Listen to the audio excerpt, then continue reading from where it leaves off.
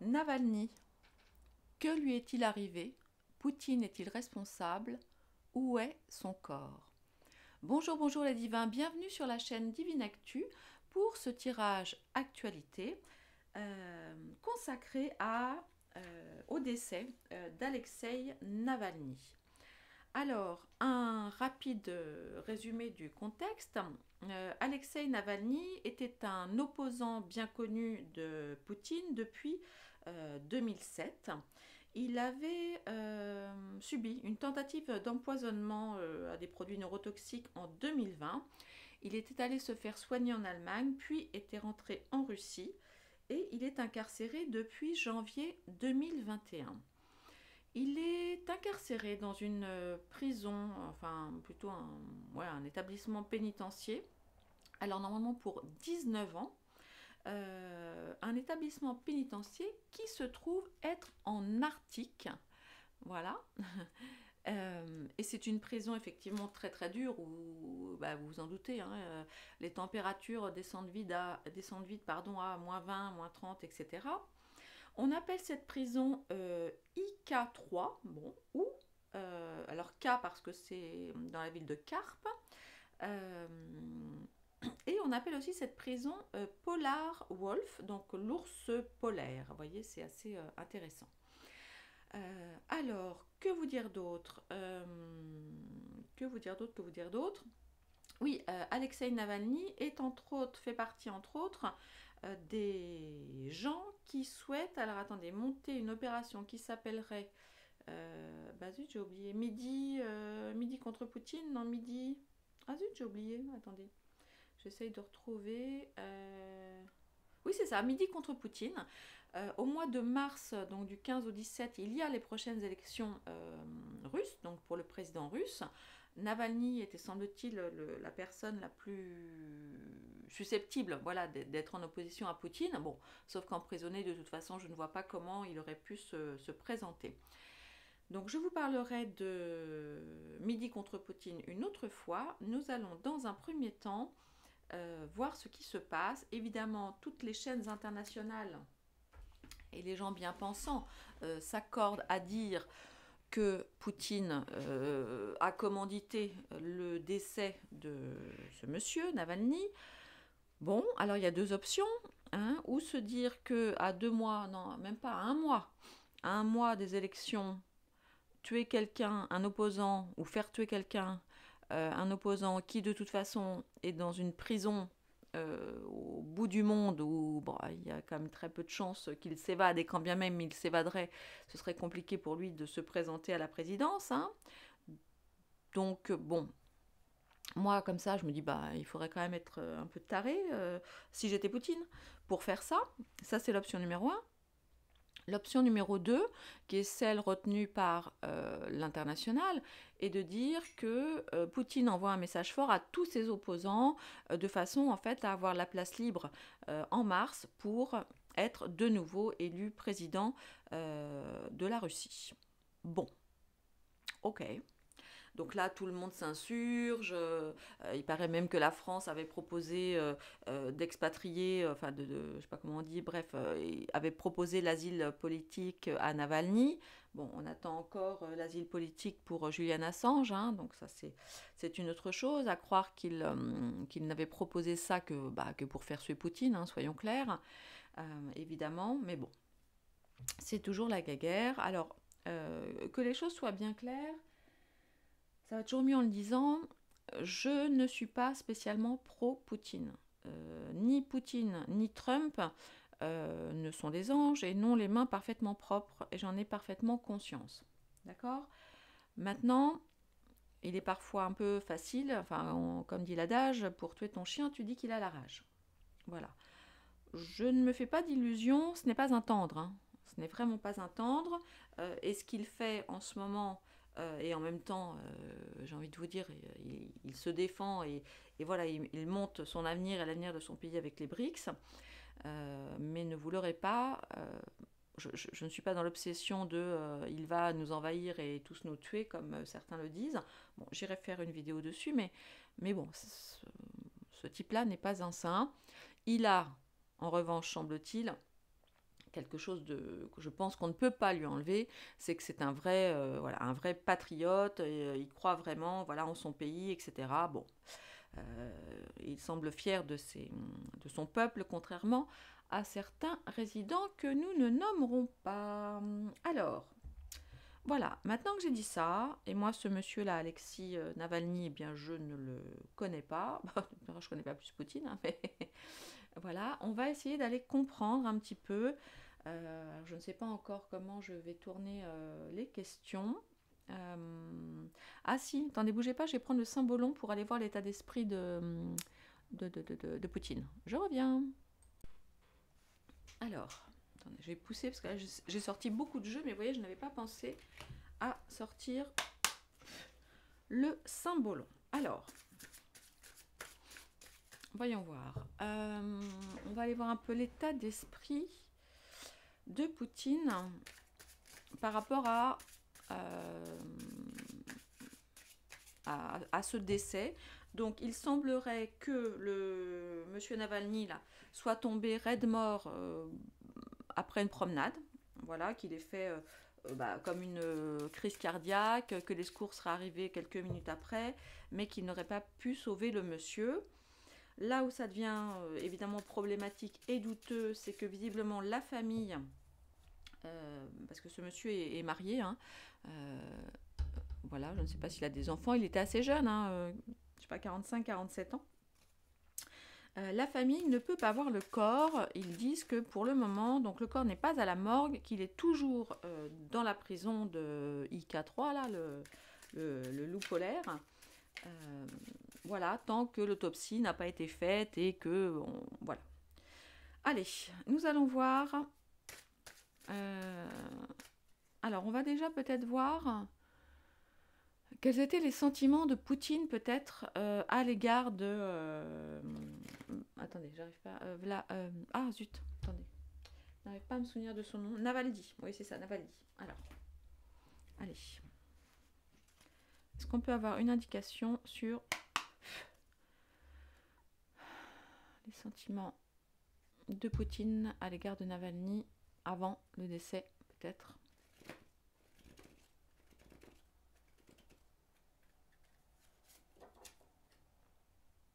Alors, là, ça nous parle d'une auréole, mais d'une auréole effectivement fallacieuse. C'est l'opposition entre le bien et le mal. Voilà, on a là un ange déchu, donc ça nous parle effectivement de polarité. Voilà, il était, semble-t-il, à en croire ça, à en croire les cartes, effectivement, il pensait probablement que Vanaldi était, on imagine, l'incarnation du mal et que sous sa tête d'ange, c'était quelqu'un de mauvais, alors peut-être de mauvais pour lui ou de mauvais pour la Russie. Et en même temps, comme on a quand même une ambivalence,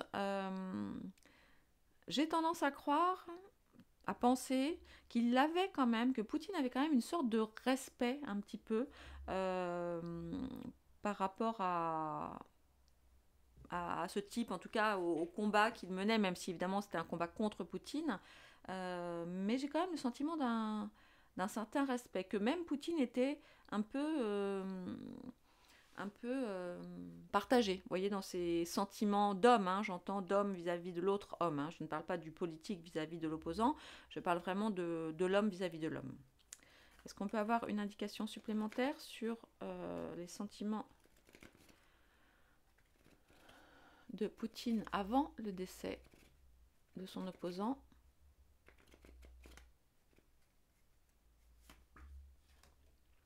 Ouais, bon là on voit effectivement, voilà, bon, ce qui s'est passé, c'est passé. Voilà, donc c'est la carte de l'Inquisition, la carte du procès. Il a donc effectivement déclaré cet homme coupable de, ça devait être de haute trahison ou un truc dans le genre. Et voilà, hein, le message est très très clair. Une petite dernière.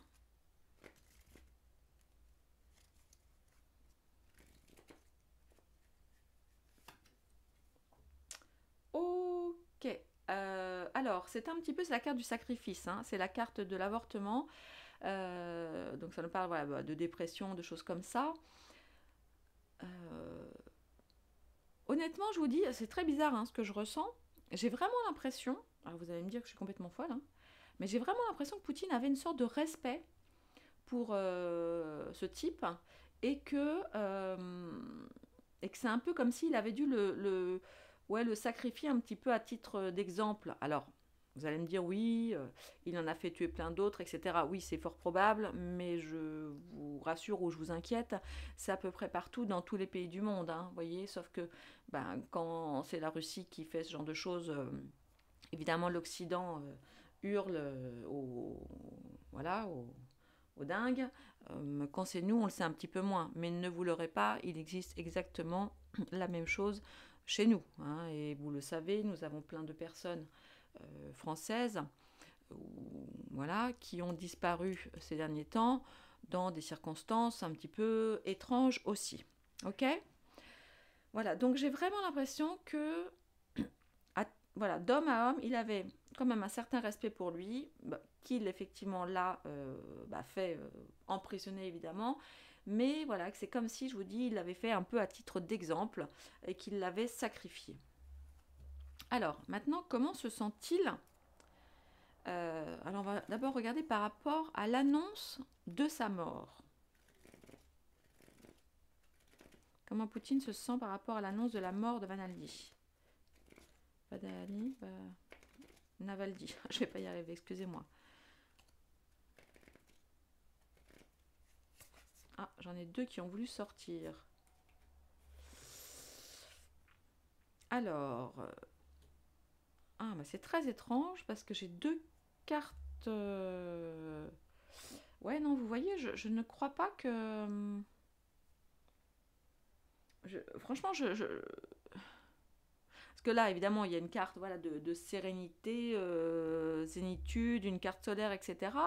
Mais maintenant, attention, parce qu'on a la carte de la chute. Donc, et la chute c'est lui. Enfin, je veux dire, le roi. Le roi, c'est lui. Et là, c'est un petit peu...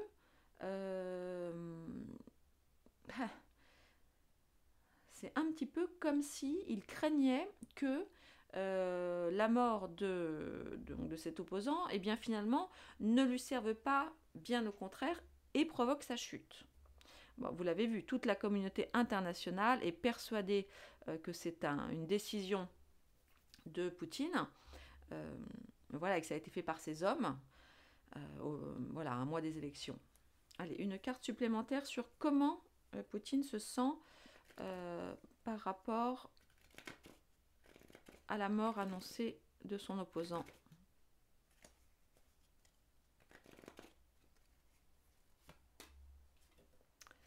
Alors, alors c'est très étrange. Attendez, je dois retourner la carte. Alors, je vous la montre vite fait, mais vous connaissez nos amis Youyou là. C'est un petit peu voilà Adam et Ève dans le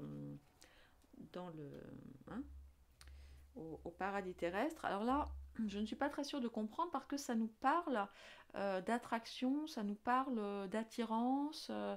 Je ne suis pas bien sûre de comprendre. Attendez, je re-regarde la carte. On voit quoi? On voit un couple pas très très bien vêtu, avec là un petit ange, un petit cupidon qui lance une flèche, des coussins par terre et qui ont l'air bien confortables, est-ce que quoi? Est-ce qu'on pourrait dire que maintenant ils se sentent comme au paradis? Non, je ne pense pas. Je vais en tirer une dernière. Je n'ai pas sûre de comprendre celle-là. Si vous avez une idée d'interprétation, eh bien écoutez, allez-y.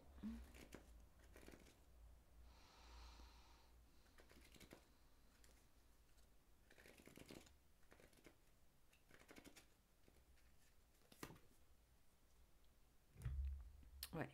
Il y a effectivement, donc là on a la carte de la dispute hein, avec la séparation. Bon, je vais faire d'autres tirages, mais j'ai vraiment l'impression que ça ne l'arrange pas plus que ça, hein, que ce monsieur-là soit mort. à 2 mois des élections, parce que ça impliquerait, si vous voulez, un petit peu, effectivement, c'est ce que je vous dis, aux yeux, par rapport au rayonnement aussi bon, dans son pays à l'international, vu que tout le monde dit que c'est lui le responsable, il y a comme un grand fossé qui se creuse évidemment entre son peuple et lui. Et du reste, il y a depuis, attendez, il est mort vendredi, donc depuis ce week-end, il y a eu, je ne sais pas combien, 300 ou 400 arrestations, parce que pour votre information, enfin vous le savez peut-être déjà, mais les manifestations publiques comme ça sont interdites en Russie depuis 2014, donc autant vous dire que ça n'est pas rien. Bon, chez nous en même temps, ils lancent des trucs qui vous crèvent les yeux, mais bon. Et en Russie, eh bien, comme c'est interdit, on arrête effectivement les opposants. Et effectivement, Poutine a fait, enfin son gouvernement en tout cas, a fait arrêter 300 ou 400 personnes ce week-end qui manifestaient en soutien, si vous voulez, à l'opposant décédé. Donc là, je pense qu'il n'est pas super cool, là, super à l'aise, Poutine, parce qu'il y a, et pour le coup ça tombe mal, c'est bizarre quand même, que cet assassinat arrive juste 1 mois avant les prochaines élections. Du reste, je ne sais pas s'il y a d'autres candidats. Bon, en même temps, et Poutine ne peut pas non plus tuer tous les candidats. Mais c'est trop bizarre. Et en plus, le fait qu'on ne trouve pas son corps, enfin en tout cas qu'on ne l'ait pas vu là pour le moment, c'est vraiment très bizarre. Ok. Allez, une carte, voyons voir, juste une carte pour voir comment peut-être se sent la population russe. Donc on va dire ce qu'elle ressent par rapport au décès de l'opposant. Alors quand je dis la population, on va dire la majorité de la population. Parce qu'évidemment, voilà, il n'y a pas toute la population, il n'y a pas 100% des gens qui pensent la même chose. Comment se sent la population par rapport à la mort de l'opposant? Et est-ce qu'on a quelque chose à savoir de plus sur ce qu'elle pense, qu'elle ressent par rapport à Poutine? Voilà. Beaucoup de cartes.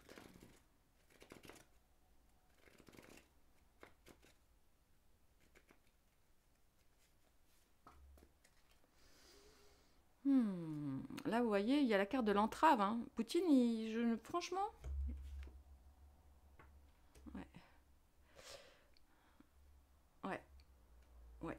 Alors, ce qu'ont l'air d'en penser les gens, effectivement, c'est qu'il y a effectivement toute une manipulation derrière, hein, puisque là, on a la carte de la marionnette. Donc, il y a de la manipulation par rapport... Enfin, voilà. Donc là, eux, dans leur tête, c'est manipulation, voilà, marionnettiste. Et par rapport à ce qu'ils pensent de Poutine, je pense qu'une bonne partie pense qu'il a effectivement, que c'est lui vraiment le responsable, enfin stratège, et qu'il a mis ses opposants, vous voyez, par terre, au fur et à mesure, pour arriver effectivement voilà, à garder... son trône, hein, si je puis dire. Là, on a la carte du roi, vous voyez, c'est la même que celle-ci. Et là, on a, comme je vous dis, là, c'était son sentiment par rapport au sentiment de Poutine. Il a l'impression que cette histoire de décès, en fait, risque de le faire tomber de son trône, vous voyez, parce que là, on a vous avez compris, voilà, qui lui montre qui il est dans le miroir, et lui, il est tombé. Et puis, on retrouve ici le fou en bas de la carte. Donc, vous voyez, et on a vraiment, voilà, c'est une entrave, hein, là, c'est chaud, hein. On a la carte de la dispute. Honnêtement, bon, j'avoue, c'est vrai que c'était un peu mon ressenti premier, enfin mon intuition. Je me dis, il faudrait quand même être complètement taré pour aller faire buter quelqu'un, alors que pour lui, tout va bien en ce moment, Poutine, on va pas se mentir. Il gagne la guerre en Ukraine, il a fait je ne sais pas combien de pourcents de croissance.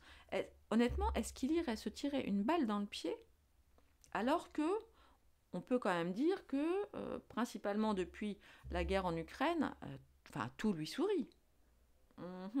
Honnêtement, je trouve ça très très bizarre. Alors attendez, je vais marquer une toute petite pause pour évacuer certaines énergies. être le plus neutre possible et je reviens.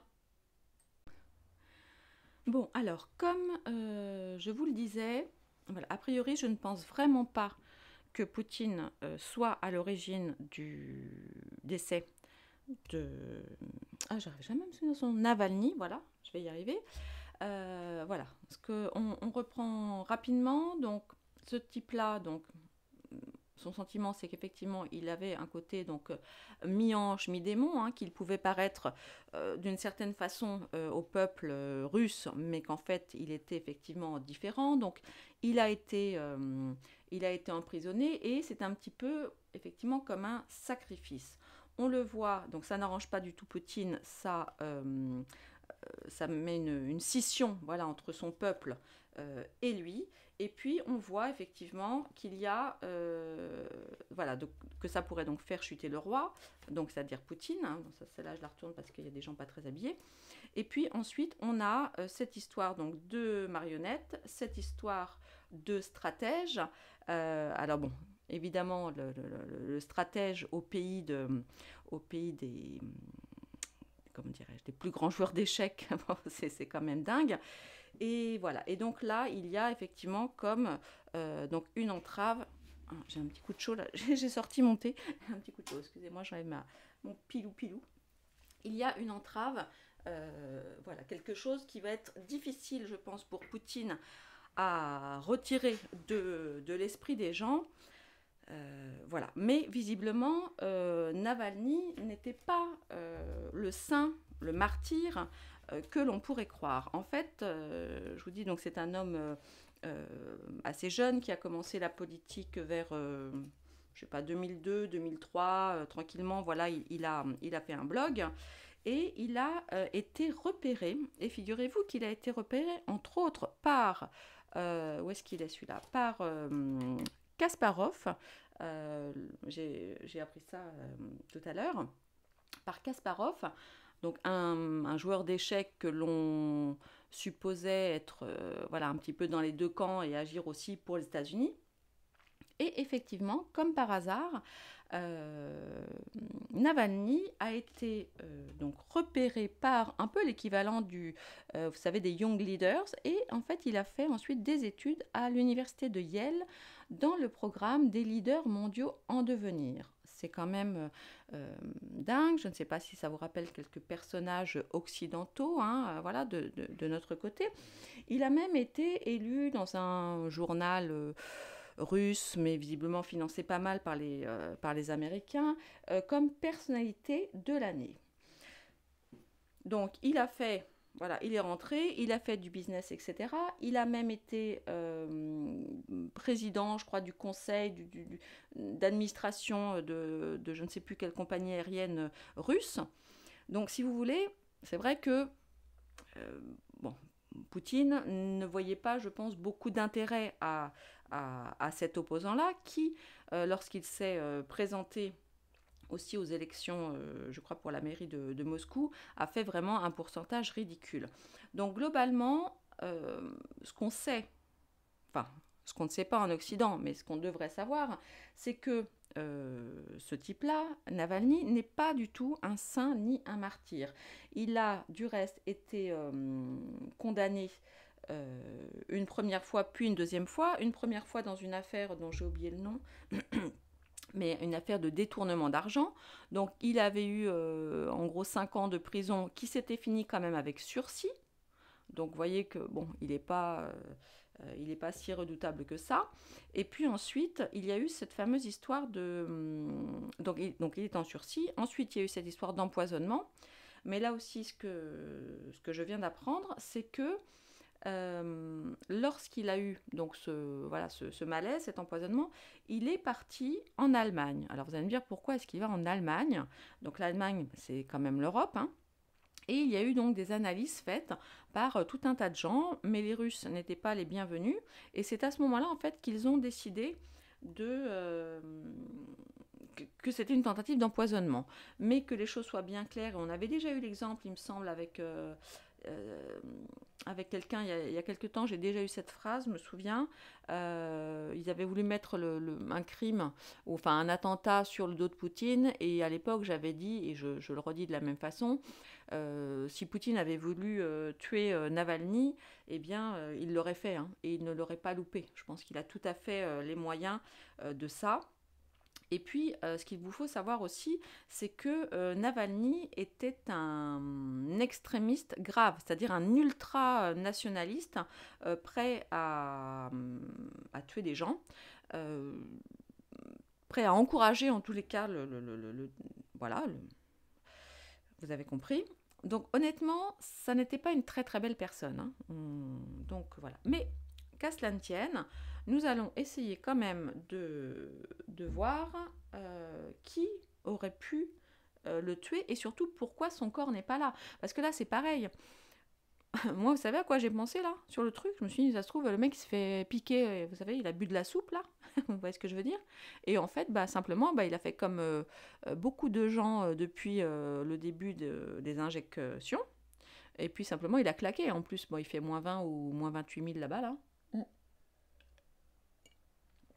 Et pour vous finir l'histoire, excusez-moi, c'est un peu décousu, mais vous savez, quand il est parti en Allemagne, donc soi-disant se faire ausculter, etc., faire sa convalescence, en fait, entre-temps, il y a une affaire, parce qu'en fait, avec son frère, franchement, c'était pas des, comment dirais-je, c'était pas des saints, c'était plutôt des filous en business, et il y avait là encore une histoire de détournement de fonds sur, genre, Yves Rocher, Russie, ou je ne sais pas quoi.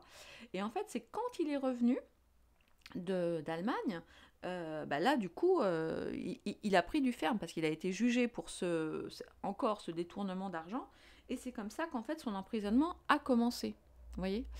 Voilà. Donc, bon, honnêtement, moi, je pars du principe, celui-là, là, s'il veut se débarrasser de quelqu'un, il n'a pas besoin, enfin, il va pas s'y reprendre à deux fois, en fait. Donc, et en plus de ça, je vous le redis, c'était vraiment un pipi de chat. Je sais pas, c'est comme si je disais que. Vous voyez ce que je veux dire? En opposant aux prochaines élections à Macron, c'était je sais pas, le maire de Trifouiller-les-Oies, quoi. Enfin, je veux dire, tout le monde. Bon, il y avait très très peu de chances qu'il soit un opposant réel, donc faut toujours mettre ça en perspective. Oui, c'est un opposant de Poutine, mais ce n'est pas l'opposant majoritaire comme peuvent l'être certains membres du Parti communiste ou des nationalistes. Donc ça, c'est... Voilà. Bon, alors maintenant que j'ai dit tout ça, excusez-moi, j'aimerais bien essayer de savoir, donc si c'est quand même Poutine, hein, parce qu'on ne sait jamais, mais je vous dis, il faudrait être complètement dingue pour faire une histoire pareille à un mois des élections. Enfin, ce serait se tirer une balle dans le pied et on est plutôt en droit de se demander si ce ne sont pas les Européens ou les Américains, parce que je vous le rappelle, Navalny avait beaucoup d'acquaintances avec les Américains, qui sont plutôt à l'origine de ça, hein, histoire de, voilà, d'aller... ils tentent tout, hein, de toute façon, puisque Poutine est en train de gagner la guerre en Ukraine, comme je vous l'ai dit, son économie est florissante, enfin voilà quoi, les BRICS l'adorent, enfin tout va bien au pays de l'ours, hein, en réalité. Donc voilà, allez. Je sais pas trop comment je peux demander ça, voyons voir. On va demander... comment dire? Est-ce que c'est... Ah, c'est pas simple, hein, à demander. Comment je pourrais demander ça?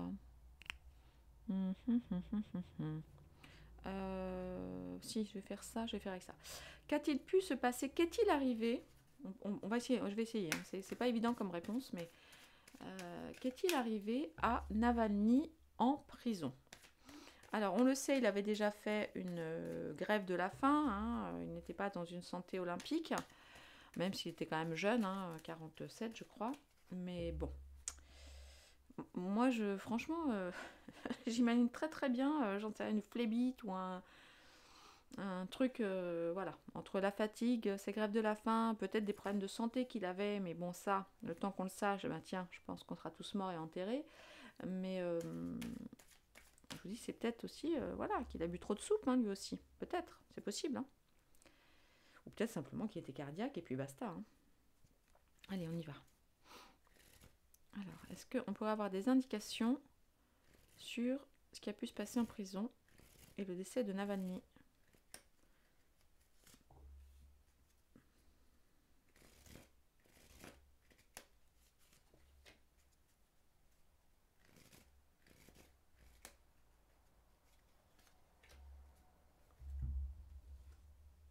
Oh, bah dis donc, je peux pas la montrer.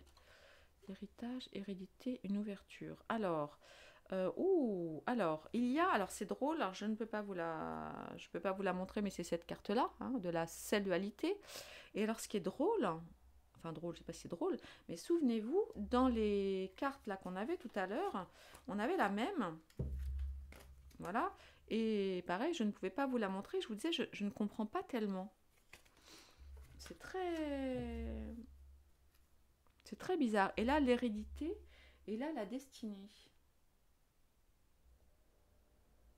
Peut-être, alors peut-être qu'en fait, ça n'est ni Poutine ni des Américains. Et si c'était, et si c'était son frère, ou si c'était en lien avec la succession, ou si c'était tout simplement sa femme, qui pour des raisons X ou Y aurait commandité ça. Parce que ça fait quand même 2 fois qu'on tombe sur le couple, d'accord. Là, il y a l'hérédité, qui nous parle de, bah voilà, hein, d'hérédité, de racines, de comment ça s'appelle, flûte, le truc qu'on écrit là, de testament. Bon, moi aussi, ça me fait penser à la famille. Donc en fait, si ça se trouve, on se plante totalement à penser que c'est politique. Ça n'est peut-être que familial, hein, voyez. Parce qu'elle est connue, hein, sa femme. Je ne sais pas je sais plus ce qu'elle fait là. Je l'ai vu passer, mais c'est pas, elle est pas femme au foyer, hein. Elle n'est pas du tout femme au foyer. Elle doit bien gagner sa vie aussi parce que une des filles de Navalny est étudiante alors je sais pas si c'est Harvard ou Stanford ou je sais pas quoi, mais bon, le genre de fac à 20 000 dollars le trimestre. Donc, si ça se trouve, c'est juste une histoire d'argent, hein. Vous voyez. Peut-être qu'on va apprendre plus tard que elle, alors, ou elle le trompe, peut-être avec, je sais pas, son frère, pourquoi pas. Ou rien à voir, elle peut aussi ne pas le tromper du tout, mais avoir un grand besoin d'argent. Et en fait, c'est ça, et c'est l'héritage. Donc là, j'ai ça, le couple, ok, et c'est l'héritage qui ouvrirait une nouvelle porte de soleil, voilà, ensoleillée vers, enfin, de la destinée, en fait, de sa femme. Ah, c'est tout à fait possible, hein. Attendez, on va aller tirer une carte là-dessus, donc on va considérer que c'est sa femme.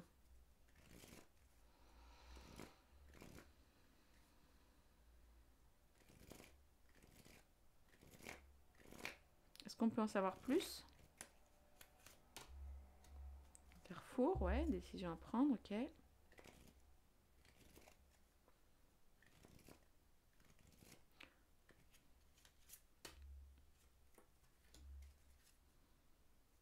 Ouais.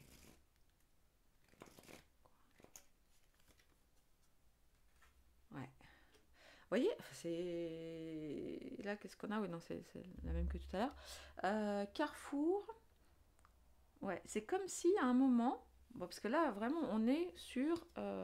Ok, le couple, hein. Comme si elle avait eu un choix à faire, comme si elle s'était retrouvée, voilà, face à des décisions à prendre, et que si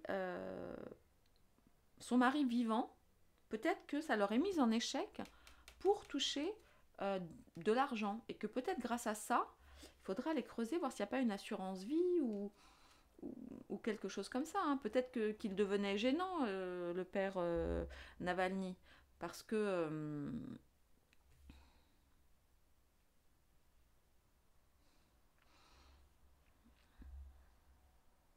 je pensais un truc, excuse-moi, je pensais un truc, peut-être que lui-même a du sang sur, enfin, a du sang sur les mains, a des morts sur la conscience, et peut-être qu'effectivement, ça allait finir par ressortir, hein, vous savez.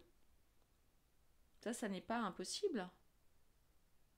Est-ce que, alors je sais pas, parce que voilà, mais peut-être même, je pensais à un truc, je faisais le lien avec Assange, peut-être qu'il y a dans les documents sortis par Assange des choses comme ça qui prouveraient une sorte de connexion entre Navalny et les États-Unis. Vous voyez?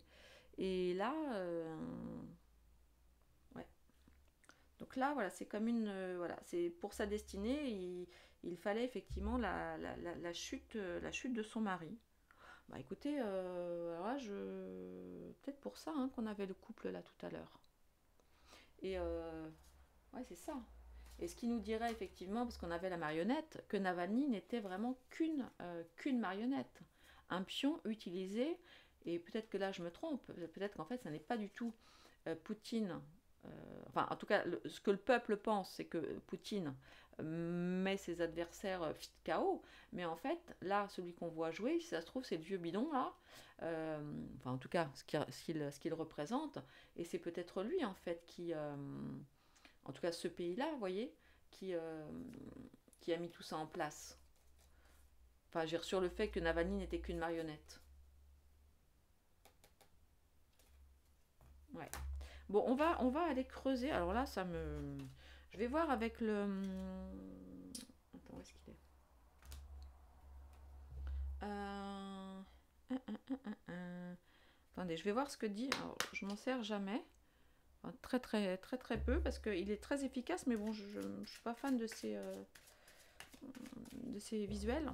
Mais c'est vrai qu'il est quand même super efficace. Le G. Bon, après, ça c'est une sorte de sensibilité, hein, parce que il a fait ses preuves. Regardez, une femme et une picouse. Si ça se trouve, si ça se trouve, c'est ouais, c'est sa femme qui a commandité ça. Vous voyez? Hop, hop, au dodo, ping. T'es déjà un petit peu cardiaque ou t'as déjà un petit truc? Allez hop les gars. Débrouillez-vous pour lui faire une petite injecte qui va bien et paf le chien.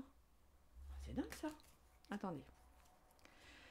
Alors, cher Oracle G, est-ce que tu peux nous donner des indications qui pourraient nous... Enfin bon, il y a une femme là-dedans, ok, mais qui pourrait nous dire si c'est sa femme. Est-ce que tu peux nous parler peut-être de sa femme? Voilà, je vais sortir 3 cartes. Je ne sais pas comment elle s'appelle, Madame Navalny, là, Yuli ou un truc comme ça. Est-ce que ça pourrait être sa femme qui sera à l'origine du décès de Navalny?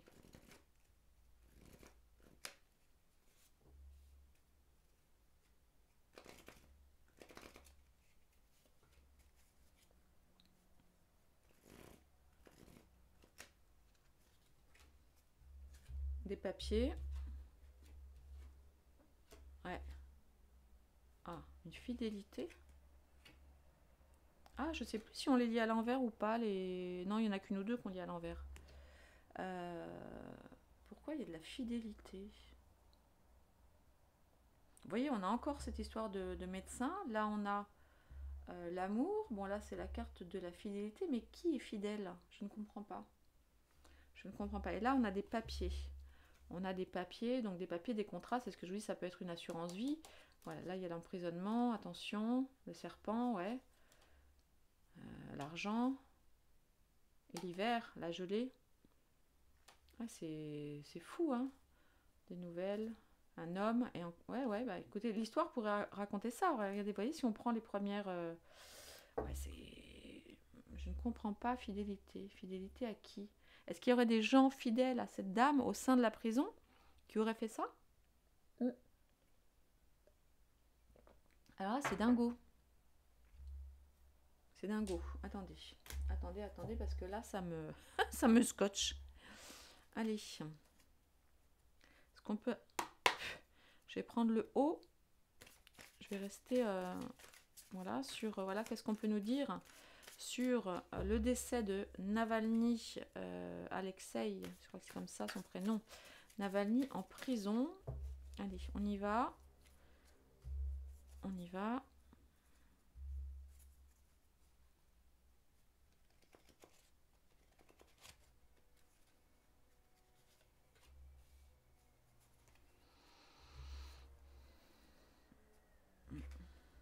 C'est perdu celle-là. le décès de Navalny en prison, le décès de Navalny. Une dernière carte, s'il vous plaît. S'accrocher, attirant. Oula! Viol et attitude. Wow, super. Génial. Indice. Attirant, viol et attitude. Qu'est-ce que c'est que ça? S'accrocher. Il y a une histoire d'attraction, je vous l'ai dit tout à l'heure avec, la carte des amants, là, enfin d'Adam et Ève. Alors, viol et attitude. Wow, c'est quoi ce truc? Attendez. Alors là. Attirant.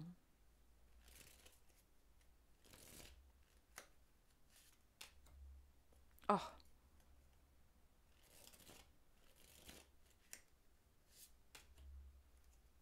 Oh, yo, yo, yo, yo, yo, yo. Oh, bah attendez, il y a peut-être autre chose, hein. Ah non, il y a peut-être autre chose. Ouais. Ouais. Cette carte est super violente. Hein, comme... Alors en fait, je vous montre pas trop, là, c'est une... Vous voyez? Parce qu'il y a du SANG. Et c'est une... Qu'est-ce que c'est que ça? Attendez, là, attendez, je vous remets les cartes qu'on avait là tout à l'heure. Parce que là, en fait, qui sont en accord, hein, j'ai envie de dire. Là, du coup, j'ai un petit doute parce que, vous voyez, donc on avait donc celle-là. Et on a quand même la carte du viol, la carte attirant. Alors quoi? Est-ce que, en fait, il aurait été...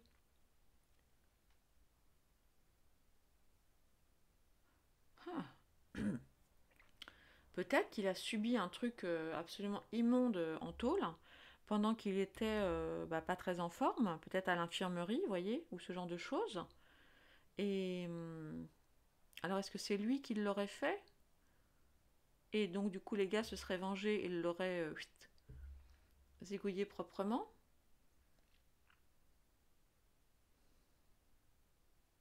Bon, alors là,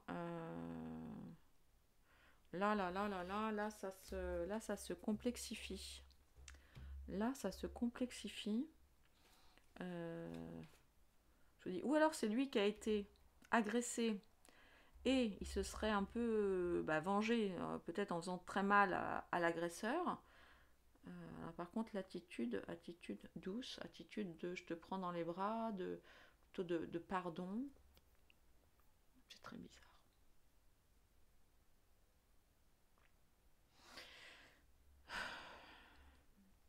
Si on met les deux histoires bout à bout, on peut imaginer, mais ça peut être voilà, tiré par les cheveux, mais on peut imaginer qu'effectivement, il y ait eu un problème d'ordre sexuel en prison, d'accord, quelque chose qui se soit mal passé.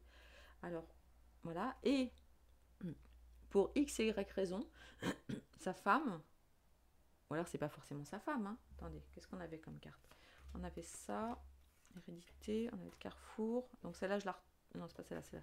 Voilà, échec et fatalité. Parce que vous voyez, on a de nouveau ça.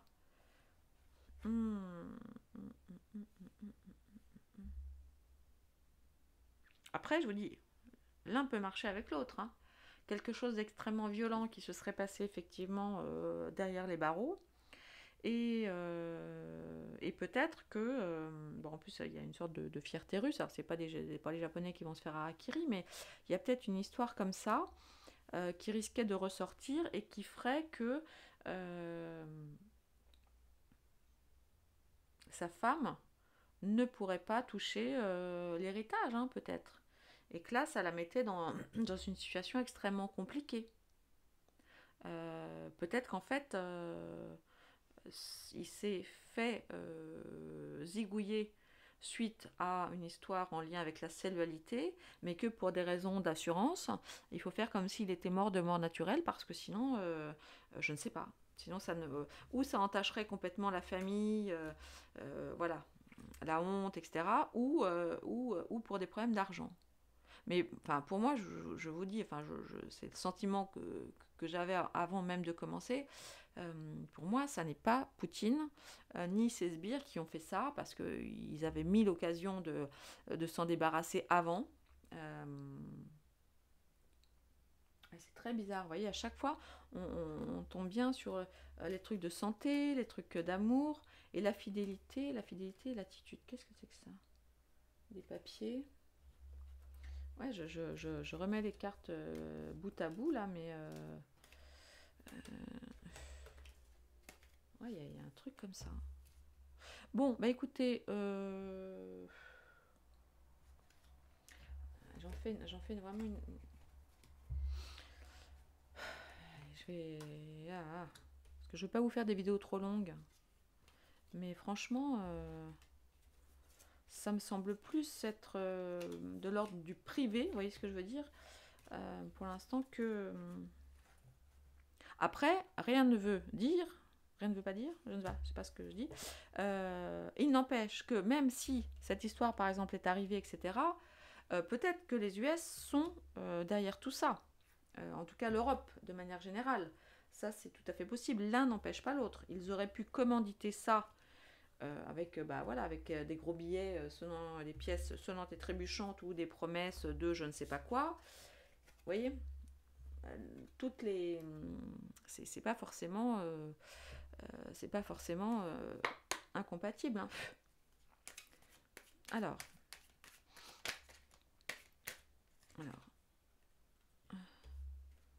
ok. Est-ce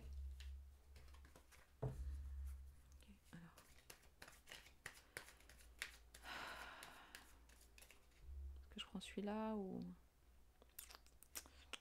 Non, je prends le... Non. Attendez.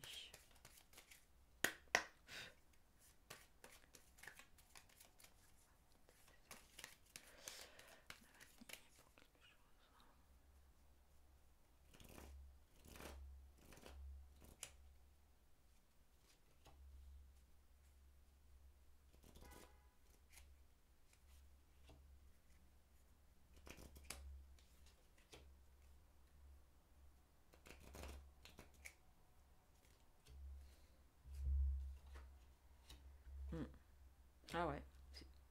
Oh, ah bah alors là, écoutez, bah voilà, hein. Bon, il est retourné, alors on lit pas, mais j'ai demandé si c'était sa femme, bah voilà, voilà, avec la carte de la destinée en fond. Bon, je peux ressortir une carte centrale, c'est vrai que j'ai oublié de le faire, mais bon, c'est toujours un peu risqué, mais est-ce qu'on peut avoir une indication encore plus précise? Vous savez, c'est encore une histoire d'amour, quoi. C'est un truc de fou. Elle est là, en contre. Bon. Et là le fouet, c'est tout ce qui est les disputes, les conflits.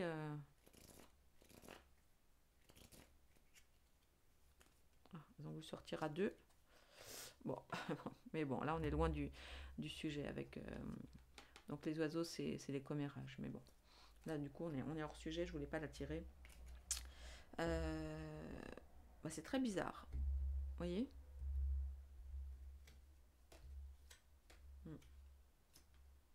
Serpent, voyage, ouais, du trafic, et le cercueil. Ouais. Bon, bah écoutez, là, je suis fatiguée. Je referai un tirage. Vous savez, j'aime bien quand j'ai des doutes. Refaire des tirages à un autre moment, histoire de... Parce que là, c'est assez dingue quand même. Si c'est ça, c'est complètement dingue. Bon, évidemment, je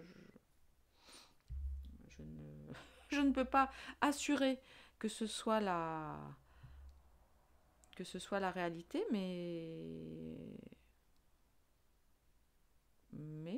quand même, il y a quand même plusieurs indices qui nous... Hein? Voilà. Bon, bah écoutez les petits divins, waouh, je suis scotchée. Je vous embrasse fort. Je vais laisser reposer, je vais mettre en ligne. N'allez pas m'engueuler, hein, s'il vous plaît. Merci par avance de votre soutien. Franchement, c'est un exercice difficile. Merci de votre soutien, de vos gentils commentaires bienveillants. Hein. Attention, tous les trucs nuls seront effacés, même si j'ai pas beaucoup de temps pour lire tous vos commentaires. Mais voilà, on reste bienveillant, on fait attention à ce qu'on dit. Je vous embrasse très très fort. Merci de votre fidélité et à très vite.